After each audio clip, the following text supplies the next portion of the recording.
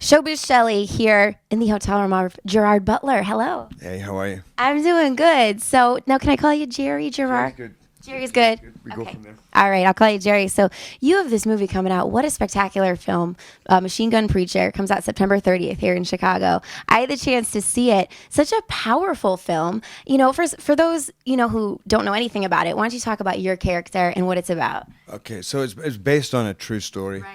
About this man, Sam Childers, who was a gang member. He was a drug addict. He a lot of problems with violence. He was a robber, who then had this incredible transformation where he found God and got his life together, but still had that kind of sense of adventure and this need, I think, for danger.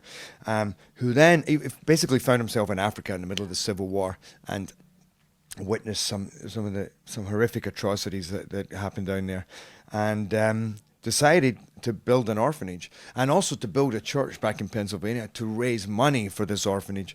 So built an orphanage down in Sudan and became involved in the Civil War. Decided to become almost like special forces. Yeah. So he was a preacher whilst going on these undercover armed missions to re-kidnap these kidnapped kids, because this army called the Lord's Resistance Army, who this kind of renegade militia, take those kids. They either kill them or they're mutilated, or they take them and turn them into child soldiers to fight the war for them. Mm-hmm. And it's unbelievable that this happens, and it's unbelievable that this man took it upon himself to do that.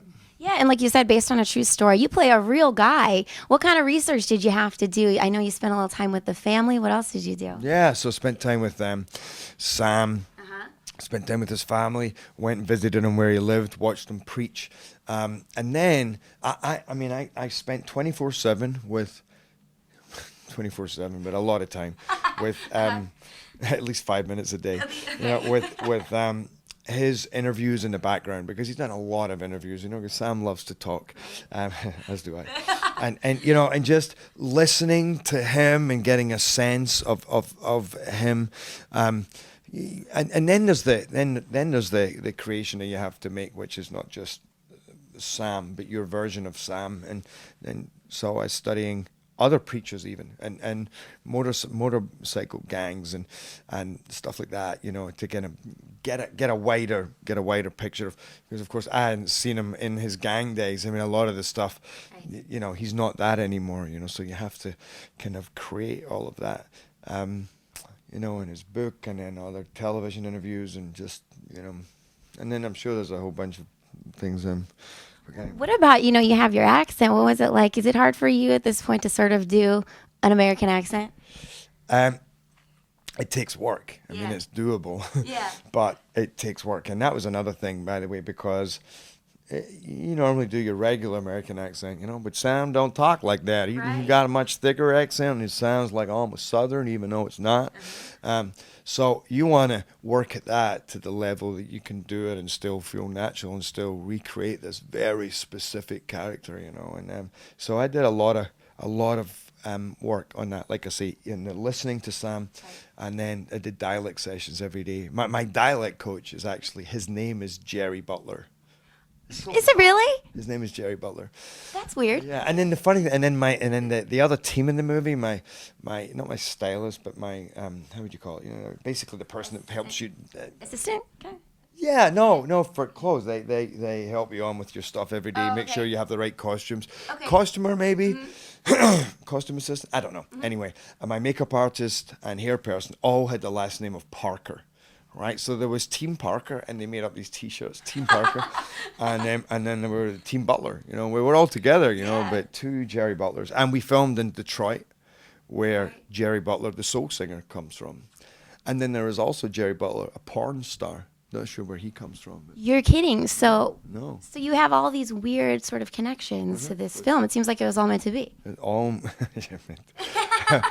was all meant to be. Yeah.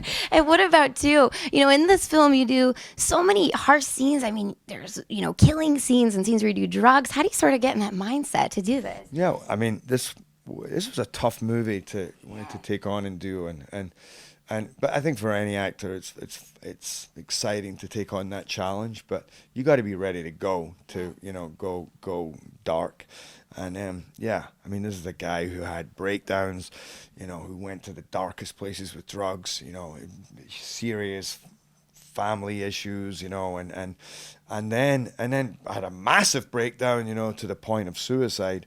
Um, and just he went. I've never had a role where, and there aren't many roles I think where you can go through this wide gambit of emotions. So I use many things, personal experience and my own sense memory, and then the power of this story. And I also walked around with a book full of pictures taken from Sudan, which very, very heavy, very shocking, which would always bring me right back to what this story was about. And it kind of drove me a little mad as well, because as the movie went on, you kind of get sucked down and down, heavier into it. Yeah, I think so. And yeah, speaking of Sudan, you actually filmed in Africa, not Sudan, right? But you actually had the chance to go over there. What was that like? Well, I love Africa generally. It's an incredible place to be, and South Africa is amazing. Not Johannesburg though; it's not my favorite place on the planet. But we weren't in Johannesburg. We were about an hour outside, so you still get a really tribal feeling from the people, and in fact they are all in different tribes, and so working with the kids, it doesn't even make sense how beautiful these children are, physically, their faces, but also their spirit. And I loved hanging out with these kids. I that was the best thing about the movie for me. And then when you realize the subject matter of this movie is about kids who are taken away at a young age and either, forced to commit terrible atrocities, sometimes to their own families. They're forced to kill their own families, and forced to kill other children, forced to go in a village. I mean, you meet kids who've killed 60, 70 people. They're given these guns, and there you go. Kids who've been mutilated and sexually enslaved, and you're looking at these kids going, and I'm remembering you being a kid and how wondrous the world was, and how full of fear you could be about just going to school, and then you imagine what must it be like to be a child like that, living with that fear on a daily basis, or actually experiencing that. It doesn't even make sense, and that's when it gets, that's when you're in the place that you need to be. Absolutely. And has the Childers family seen the movie yet? They did. Yeah? They did. So is that a little extra added pressure? Do they critique you after what they think? Or? Yeah. I mean, they I got to say, they seem really very happy with it. And I know I'd heard Sam. I mean, the writer Jason Keller, who worked very closely with Sam for a long time, he called me after, and he's like, "Dude, I just was there we screened the film to the family," and he was like, oh, he said he loved it. He says, and Lynn, who's Sam's wife, pulled him aside, and said, "He got Sam. He got Sam. Yay, he good. nailed it." Yeah. So, because without a doubt, you want to, you want to do justice to the man and his story, but we never shied away from the darker side of that character, because he's more of an anti-hero.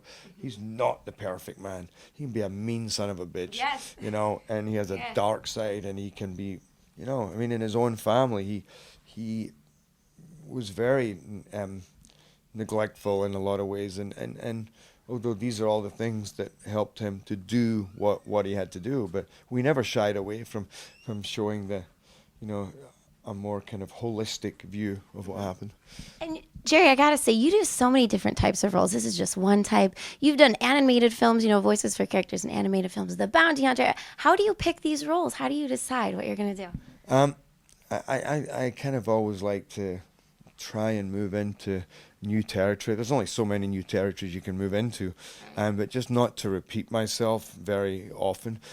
So yeah, I mean, I wanted to, after having done action, I wanted to try. I see them all as almost different leagues, and it's like, yeah, you're doing well in the action league, so it's like, hey, let me jump into comedy and see how I do there, and musicals, playing the Phantom, and now serious drama, and learn from each of them, and it gives you a chance to constantly be excited by each story.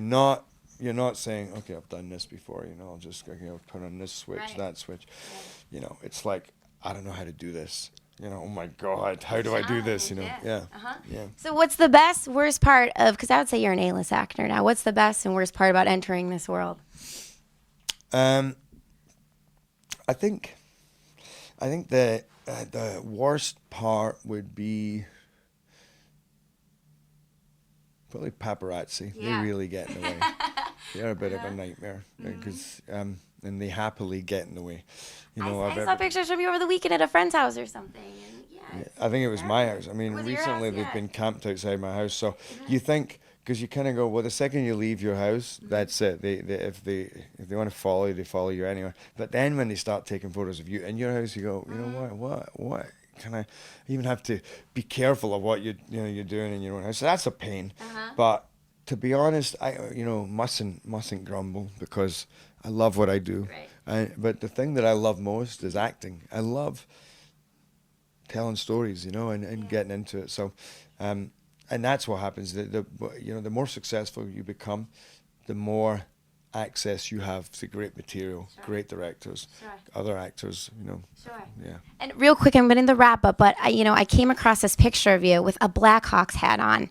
Do you remember wearing this, the Blackhawks hat for our 2010 Blackhawks champions? Yeah, I don't know. This is what they won. This was last year, I think. And I saw this picture and I said, I have to show this to you. Yeah. When, are you a Blackhawks fan? Chicago sports fan?